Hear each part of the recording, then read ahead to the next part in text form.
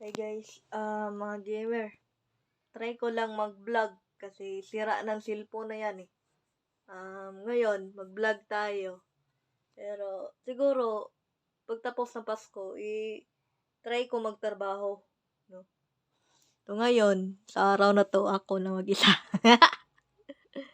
100% yan, mga gamers.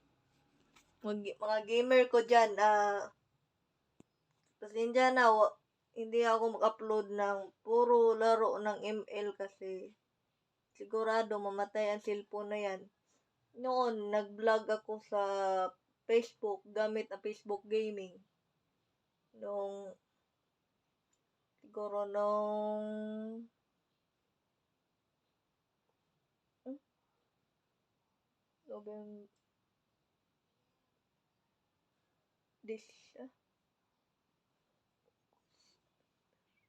nung August siguro. No, August siguro yun. Nung nag-vlog ako tapos biglang namatay. So ngayon, try ko mag-vlog. Bukas mag-vlog pa rin ako. 100% ang cellphone na yan. So ako lang mag-isa dito. So, yan lang ang likod niya mga gamer. Ang likod lang hindi blurred sa kanya. Kasi ang harap, blurred eh. So, ang ganito na mga gamer. Ginakwento ko lang sa inyo na bakit tagal akong nag-upload at nag-upload lang doon. Yung vlogger din. Tapos, sila lang ang nag-upload. No? So, wala akong focus sa trabaho ko eh. So, shout out pala sa aking wifey. No. Nga, lumaban lang siya para sa pamilya niya. I-try ko magtrabaho para sa iyo. Mahal ko. Pero, kung hindi lang umatay ang cellphone na to, biglang ma-off. Try. Talaga i-try ko kung bigla siyang ma-off. Di wala tayong magawa. Kasi, matagal na sa akin ang cellphone na to eh. Noon. Ngayon, buntis pa rin ang battery ko. buntis. Buntis pa rin ang battery ko guys. Ganito na lang. Kita-kits lang tayo pagkatapos ng mga okasyon dito. Pasko, New Year. No? Tumatawag pa rin ako sa asawa ko. Tawagan ko siya sa Pasko, siguro sa New Year. Kung nandito pa ang lolo ko sa New Year. Sa Pasko siguro pumunta sila dito. Dito sila magtambay-tambay. Pasko, New Year kasi hindi pwede maiwan ang bahay nila. Si may asoy, walang magpakain. Kasi noon, nandun din ako. Kami ng dalawang kapatid ko. Doon kami bakasyon noon. May trabaho ang mga tao dito sa bahay. Walang mag-ikaso namin. So, kapag sobra kang ilagaan sa nag-alaga sa inyo noon. Tulad ko nung Pasko, nandito ang tita ko.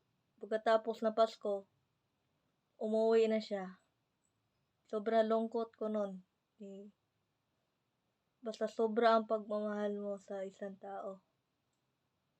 So, hindi ko makwento ang pagkatapos. Sobra lungkot ko noon. So, pag next Pasko, na ngayon ay November 12 yata ang day ngayon. November 13, no? Sigapon ang November 12. So, sakto-sakto nung birthday ko, September 26 sa September 25. Mabuti naka-duty. Noon tambay-tambay lang ako sa Oppo, boring. Walang partner noon. So ngayon, kompleto na. Kompleto na. Meron na, salamat. May dumating ng tamang tao sa akin, no? So, salamat na lang. Wala akong masabi doon eh. Bigla-bigla na lang talaga. So, pasalamat ako kasi ang dumating sa akin nga tao, yung asawa ko ngayon, loyal. Kasi ang M daw, loyal. So, ang G ako eh. So, ang meron na sa G, gwapo lang at maganda, pero okay lang sa akin yun. Importante, dumating ka sa tamang tao at mamahalin ka hanggang dulo. At magpatagal pa kayo. No? So, sana lang dumating ang panahon, magkita kami. Really, munang nagkilala kami noon, no, ang asawa ko ngayon. Unang kilala pa lang, pumayag na siya. Magkita kami nung una pa lang, yung jowa pala ang dumating sa amin, no. Ngayon wala nang tumabay. Kahit nandun ka sa Oppo, bawal tumabi. Kapag may asawa ka na, bawal magpunta-punta kahit ano, kahit saan. Yan na, kapag loyal. So, salamat na lang. Ito lang makwento ko, salamat. Kahit binuli ako sa pinsan ko, yung magjowa din, kaparehas ko ng pangalan. Ang kanyang laki niya, yung laki sa pinsan ko, magkaparehas ng pangalan. So, okay lang yun. Hindi lang malilito ang aking wifey kasi ako lang ang only one genes kanya. So, hanggang ganito na lang. Bye-bye. So, salamat na lang. May dumating at kahit kayo pa mga single dyan, magantay lang kayo kung sino ang dumating sa inyo.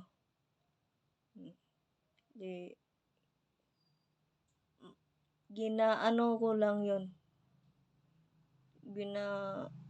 Dasal ko lang yun para may dumating sa akin. So, kayong dasal lang.